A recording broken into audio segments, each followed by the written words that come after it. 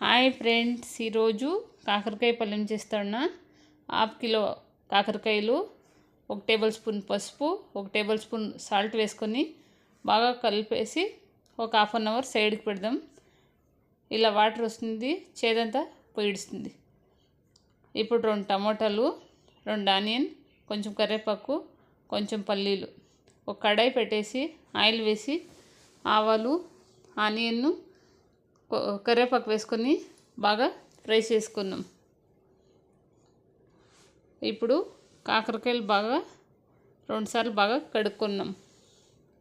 ఇప్పుడు కాకరకాయలు వేద్దాం. వేసి ఒక 2 నిమిషాలు బాగా వేగిన తర్వాత టమాటో వేసుకుందాం. టమాటో కొంచెం బాగా వేగాక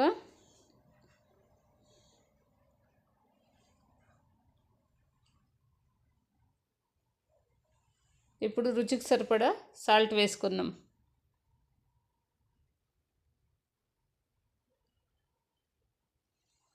హాఫ్ టేబుల్ స్పూన్ పసుపు వేసుకుందాం.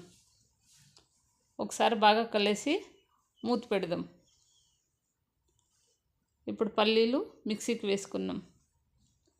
ఒకసారి బాగా కలిసి చూద్దాం.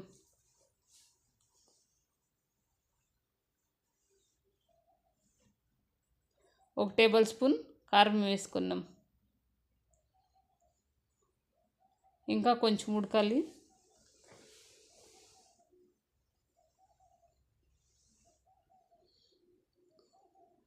ఒక టేబుల్ స్పూన్ బెల్లం వేసుకున్నాం.